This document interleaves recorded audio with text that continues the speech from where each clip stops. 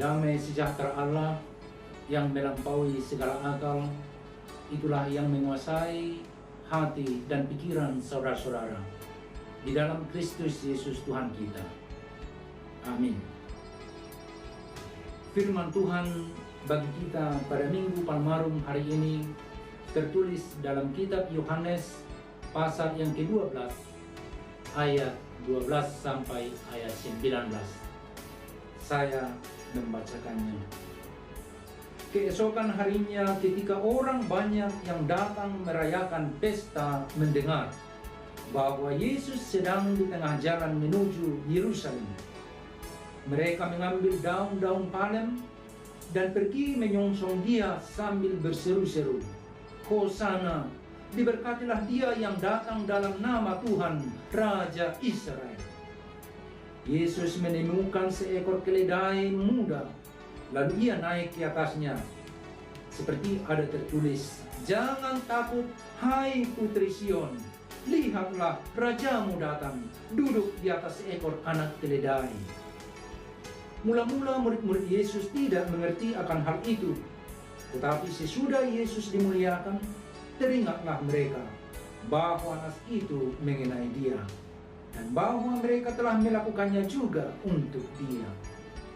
Orang banyak yang bersama-sama dengan dia ketika ia memanggil Lazarus keluar dari kubur dan membangkitkannya dari antara orang mati, memberi kesaksian tentang dia. Sebab itu orang banyak itu pergi menyongsong dia, karena mereka mendengar bahwa ia yang membuat mujizat itu. Maka kata orang-orang Farisi seorang kepada yang lain, "Kamu lihat sendiri bahwa kamu sama sekali tidak berhasil. Lihatlah, seluruh dunia datang mengikuti dia." Demikian pembacaan firman Tuhan. Minggu Palmarum adalah satu minggu yang khusus dalam kalender gerejawi. Umat Kristen merayakan Minggu Palmarum ini di seluruh dunia untuk mengingat dan merayakan apa yang terjadi ketika Yesus memasuki kota Yerusalem. Kemarin saya menonton sebuah video singkat di YouTube yang menggambarkan arak-arakan perayaan Minggu Palmarum di satu gereja di negeri kita Indonesia ini. Sangat menarik. Satu pemandangan yang sangat indah. Satu gedung gereja yang megah telah dipenuhi ribuan umat yang datang dari berbagai daerah. Mereka berpakaian rapi layaknya orang yang menghadiri satu perayaan besar. Masing-masing memegang daun palem berwarna hijau di tangannya. Kemudian mulailah prosesi pelayanan ibadah, pengkhotbah, liturgis, dan semua yang melayani pada minggu itu.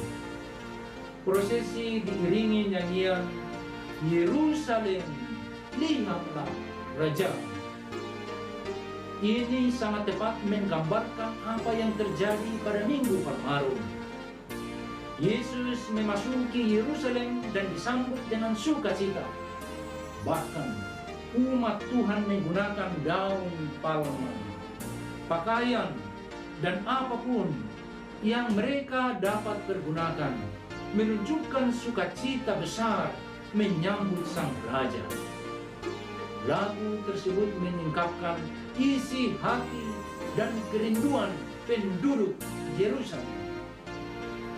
Dikala Yesus disambut di gerbang Yerusalem, umat bagai lautan dengan palma di tangan, gemuruh sorak dan sorak, "Kristus Raja Damai, Yerusalem, Yerusalem, lihatlah Rajamu. Hosana, terpujilah Kristus Raja Mahajaya. Lihatlah Kristus Tuhanmu, dialah penebusmu. Duka hati terhibur, hina telah terlebur. Maka lekaslah bersyukur, luhurkan namanya. Yerusalem, Yerusalem, lihatlah Rajamu. Hosana, terpujilah Kristus, pembaru dunia."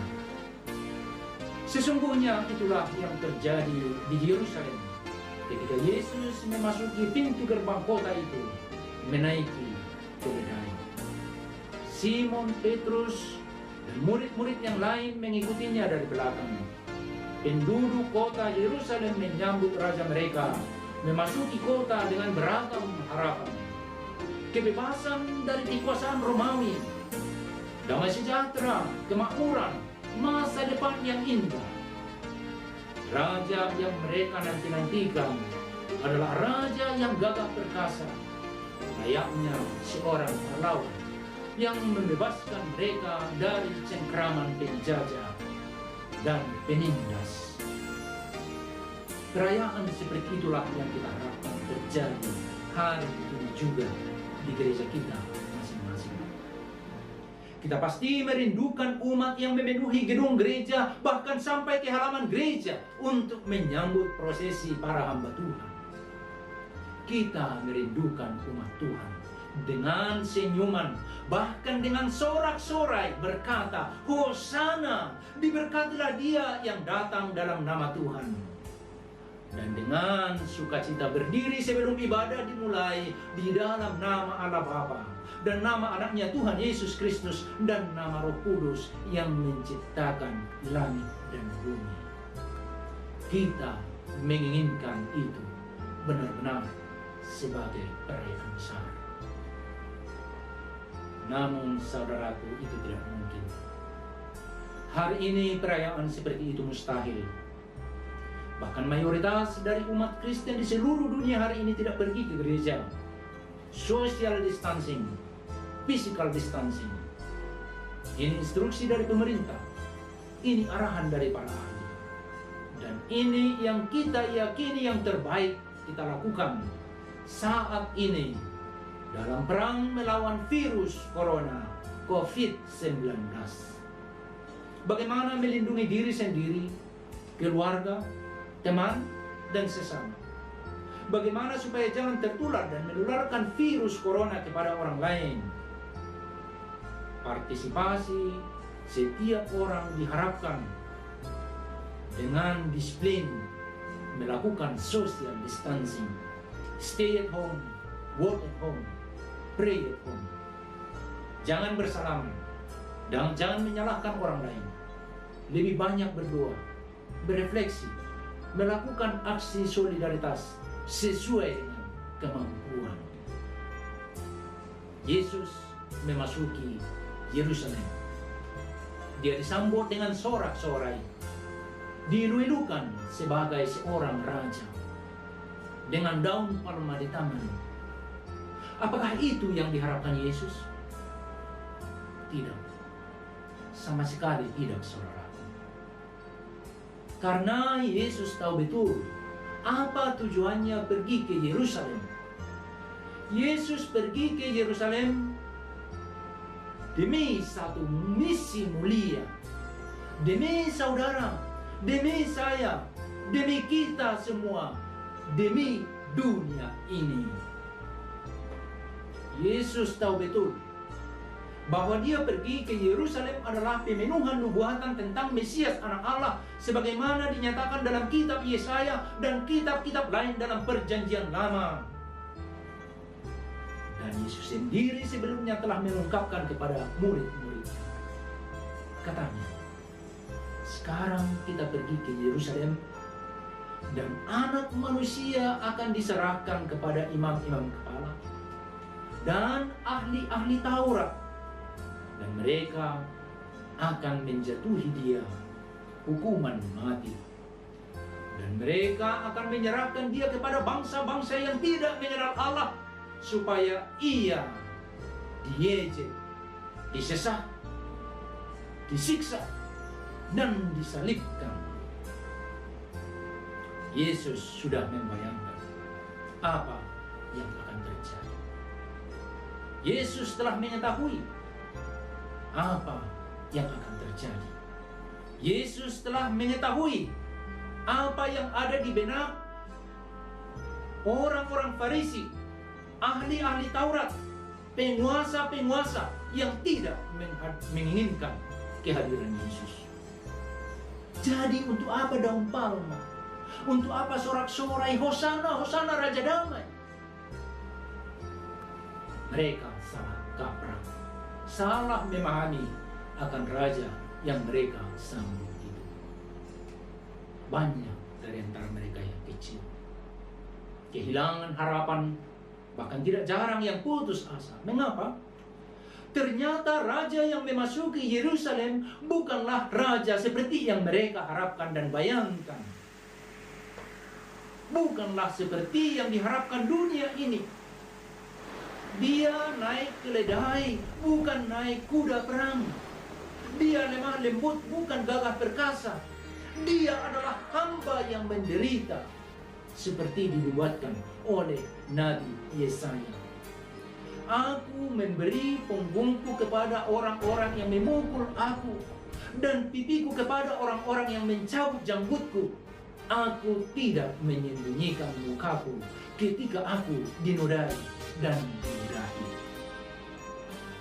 Apa yang terjadi di Yerusalem adalah Via Dolorosa, jalan salib, pengalaman pahit Yesus pada Jumat Agung, mulai Yerusalem hingga Golgota.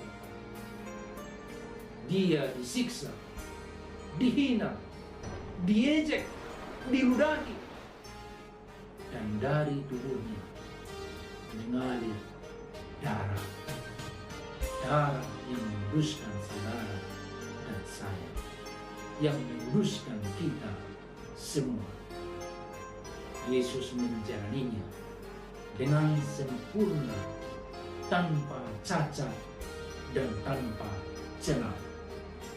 Sesungguhnya dia adalah hamba yang taat dan setia kepada panggilan Allah. Menghadapi penderitaan yang luar biasa itu, Yesus sang hamba juga tahu bahwa Tuhan Allah lah yang memanggilnya. Dan dia yang memanggil akan menolong dan mengingatkan dia. Tuhan Allah menolong aku, sebab aku tidak mendapat noda. Demikian kata Yesus. Kita bersyukur bahwa sang Raja bukanlah seperti yang diharapkan penduduk Yerusalem. Kita bersyukur bahwa juru selamat kita bukanlah seperti yang diharapkan oleh dunia ini, melainkan sebagaimana yang ditentukan oleh Tuhan, yang terpanggil oleh Tuhan Allah menyelamatkan dunia. Hamba yang terluka, sebagaimana digambarkan oleh kitab Yesaya, adalah hamba yang menyembuhkan luka, derita, dan kesulitan hidup yang kita alami, mendapatkan kesembuhan dari dia yang terluka dan menderita demi darah. Luka, derita, dan darahnya adalah kesembuhan, hingga duka hati terhibur dan hina celah terlebur. Kita umat berdosa dan terluka diampuni dan disembuhkan, maka kita diselamatkan. Seperti diungkapkan oleh Henry J. Nouwen, The Wounded Healer, penyembuh yang terluka. Raja perkasa, bahkan pahlawan perang tak akan mampu melakukannya. Hanya sang raja yang naik keledai memasuki Yerusalem yang bisa mewujudkannya. Karena sesungguhnya dialah satu-satunya yang terpanggil dan ditentukan menjadi juru selamat. Karena itu kita bersuka-cita ini. Yerusalem, lihatlah wajahmu. Kiranya juga menggema di hati kita. Hosana bagi anak Daud. Diberkatilah dia yang datang dalam nama Tuhan. Hosana di tempat yang maha tinggi. Saudaraku dimanapun saudara berada, kita sekarang dalam situasi dan kondisi ini. Jika masih ada orang yang tidak merasakan kesulitan saat ini, mungkin itu karena dia mampu tidak merasakan apa yang dirasakan oleh orang lain. Mungkin dia masih mampu untuk tidak peduli dengan apa yang terjadi, tidak mampu empati dan simpati dengan derita yang dirasakan oleh orang lain, dengan derita yang dirasakan oleh bangsa ini, dengan derita yang dirasakan oleh dunia ini. Dalam minggu ini saya banyak komunikasi dengan para pasien korban COVID-19 beserta dengan keluarga mereka. Para pasien yang terbaring di rumah sakit atau dalam isolasi mandiri, saya komunikasi lewat telepon, WhatsApp, dan video call. Saya mencoba meyakinkan mereka akan penyertaan Tuhan dan bahwa Tuhan tidak pernah membiarkan mereka dan meninggalkan mereka dalam situasi dan kondisi seperti saat ini. Salah seorang dari sahabat yang dalam minggu ini saya coba hidup dan kuatkan adalah seorang ibu yang begitu sedih dan menderita karena suaminya, seorang sahabat dan hamba Tuhan yang baik, sudah terbaring di rumah sakit beberapa minggu terakhir ini. Dia adalah seorang hamba Tuhan, seorang sintua yang baik hati. Beberapa minggu lalu kami sama-sama ke Jakarta untuk membahas apa yang dapat dilakukan bersama-sama dengan Ibu Kepala Departemen Kuliah HKBP Dr. Anna Vera Pangaribuan. Beliau sungguh-sungguh bergumul dan sangat antusias untuk berbuat sesuatu demi pekabaran Injil di HKBP. Ibu itu, istri Bapak itu cerita bahwa beberapa hari terakhir ini, beberapa minggu terakhir ini, Amang itu sudah sangat-sangat menderita. Pertama, dia dirawat di rumah sakit Omni di Serpong, kemudian dipindahkan ke rumah sakit rujukan. Dia dirawat di ICU dan sudah beberapa hari terakhir ini tidak sadarkan diri. Saya berdoa bersama ibu itu via telepon dan mencoba meyakinkan bahwa bagi Tuhan tidak ada yang mustahil. Mari kita tetap berharap. Kita berharap akan kuasa Tuhan, penyembuhan dari Tuhan. Namun saudaraku, kemarin saya mendengar bahwa Amang itu sudah pergi untuk selamanya. Saya sangat sedih. Hati saya menangis. Saya hanya bisa sampaikan kepada Anda, tunggungun rohaku nung ngajumulo borhat amang nabujuyate margo kumainang kau sudi tewado. Saudaraku, ini hanya satu dari banyak kisah-kisah ibu yang mengemukkan hati di tengah penderitaan saat ini. Di saat-saat seperti ini ada pertanyaan eksistensial untuk manusia. Banyak manusia marah, yang kecil akan mungkin kehilangan hati. Tidak jarang memang pertanyaan teologi dan istilah teologi. Orang mempertanyakan keadilan, kebenaran, dan kemahakuasaan. Where is God? Di manakah Tuhan? Atau apakah Tuhan masih ada? Kenapa ini semua terjadi? Saudaraku, 4 hari lalu seorang sahabat bertelepon dari jarak ribuan kilometer dari saya. Amang, tolong Amang, supaya umat kita ini diyakinkan, supaya mereka bangkit dari keterpurukan, supaya mereka bersemangat lagi, supaya mereka berpengharapan. Jangan pernah mencobai Tuhan.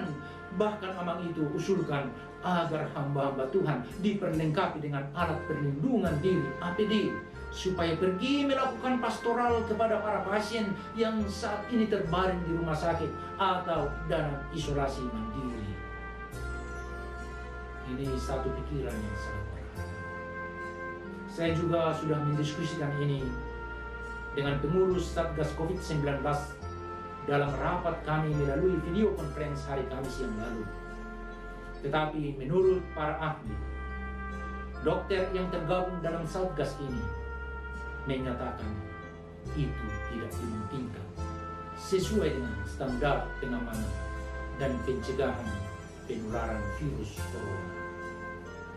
Saudaraku, bagaimanapun kondisi saudara saat ini, apakah saudara terbaring sakit, di rumah sakit, atau di rumah sendiri, atau di tempat isolasi, dimanapun saudara saat ini, kami ingin mendampingi saudara di tengah penderitaan ini. Tapi kami tidak bisa melakukannya. Tapi dalam doa dan dalam keyakinan, Mama Ina dan saudara-saudara tidaklah sendirian. Terutama saudara-saudara saya yang saat ini menderita, yang kehilangan pekerjaan, yang kehilangan orang-orang yang dikasihi, yang terbaring di rumah sakit atau berada di tempat isolasi mandiri atau yang ditentukan oleh pemerintah. Saudara yang harus berada di rumah selama berminggu-minggu, saudara tidak sendirian. Tuhan bersama saudara dalam suka dan duka, dalam kebosanan atau dalam kesulitan akibat situasi yang kita hadapi. Ingatlah, almarhum Yesus memasuki Yerusalem. Dia tahu apa yang terjadi di sana. Dia akan diserahkan ke tangan orang-orang jahat yang akan menyesat, menghukum, menghina, meludahi, memukuli, menyiksa, hingga menyalibkan dia. Dan dia dengan sengaja pergi ke Yerusalem. Saudara, saya, demi kita semua. Karena itu jangan takut, jangan khawatir dengan semua yang terjadi saat ini. Dia ada bersama-sama dengan kita. Immanuel, God is with us. Kita berharap situasi ini segera berlalu. Kita yakin itu akan berlalu. Dan kita akan memenangkan peperangan ini melawan COVID-19, melawan virus corona. Kita akan melihat hari yang indah, hari yang lebih baik. Itulah yang kita imani. Setelah Palmarum, datang Jumat Agung. Kemudian setelah Jumat Agung, datang kebangkitan. Tidak ada yang dapat mengalahkan rencana-rancangan besar Tuhan Allah, Heilsgeschichte, rancangan keselamatan dan damai sejahtera dari Allah kita. Rancanganku bukanlah rancanganmu, dan jalanmu bukanlah jalanku. Aku mengetahui rancangan-rancangan yang ada padaku, yaitu rancangan damai sejahtera dan bukan kecelakaan, untuk memberi kepadamu masa depan yang penuh harapan.